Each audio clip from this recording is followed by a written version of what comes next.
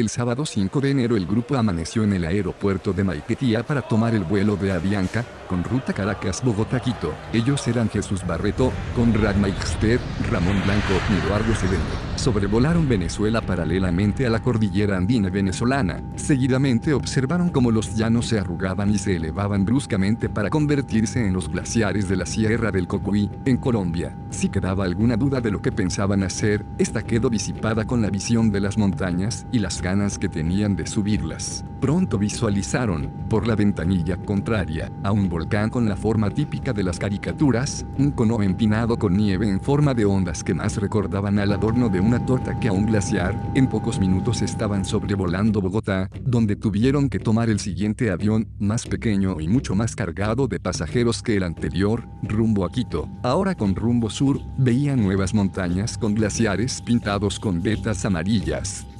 De pronto, el arrugado relieve de la cordillera se suavizó en una altiplanicie con relieve ondulado y sobre ella empezaron a aparecer grandes volcanes cubiertos con gruesas capas blancas. Sin conocer mucho empezaron a especular. Ese debe ser el Cayambe, y ese el Cotopaxi, debe ser.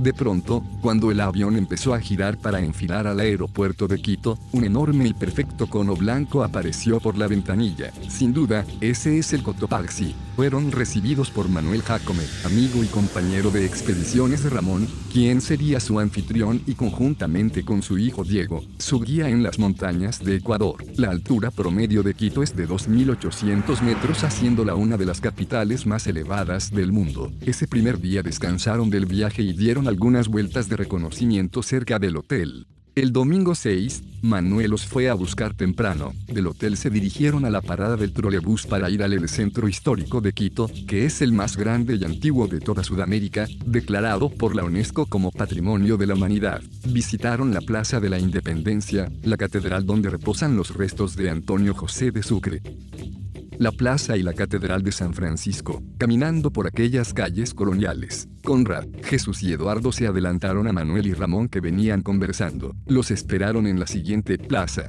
De pronto Ramón llegó diciendo, medio en broma, medio en serio, que sus guardaespaldas lo habían abandonado. Resulta que, estando distraído, un hombre le metió la mano en el bolsillo y trató de quitarle el dinero. Sin embargo, ese hombre no sabía con quién se estaba metiendo. Ramón lo sujetó por el brazo sin permitirle escapar. Varias personas, seguramente cómplices con ánimos de confundir, gritaban que el ladrón había escapado, pero Ramón estaba seguro que lo tenía bien sujeto y en el forcejeo el ladrón soltó el dinero de Ramón. Luego del incidente, se dirigieron a la colina que se levanta junto al Quito colonial. En su parte más alta se encuentra la Virgen del Panecillo, una inmensa estatua de aluminio, con alas y parada sobre el globo terráqueo. La imagen fue inspirada en pasajes del Apocalipsis. Desde el Panecillo se divisa todo el Quito colonial, el volcán Pichincha y más allá, el Quito moderno. Uno de los aspectos que más llama la atención de los turistas que visitan Ecuador es ir a la mitad del mundo, y esa fue la siguiente parada. Primero se dirigieron al Museo del Inti Sana, Camino del Sol, donde según el GPS se encuentra el verdadero paralelo cero. En este museo, de una forma rudimentaria se indica la línea del Ecuador sobre el suelo. Tienen relojes solares y realizan experimentos que demuestran que esa es la verdadera mitad del mundo. Entre ellos, demuestran que un huevo se puede equilibrar sobre un clavo, ya que la fuerza de gravedad y la fuerza centrífuga tienen el mismo sentido y direcciones opuestas. Explican cómo los nativos prehispánicos llegaron a ubicar la línea del Ecuador y la llamaron el Camino del Sol, prediciendo además las fechas de los solsticios y equinoccios con fines agrícolas. Luego fueron al hito turístico de la mitad del mundo, 200 metros al sur del Inti Sana, donde está el conocido hito, que sostiene en su cúspide a la tierra apoyada en el Ecuador. La mitad del mundo se ha comercializado de tal forma que se construyó un pueblo ficticio, con tiendas, restaurantes y hasta una iglesia. Luego de las fotos y de almorzar, regresaron a Quito, a descansar para lo que sería el inicio de la aclimatación para el ascenso al Cotopaxi y el Cayambe.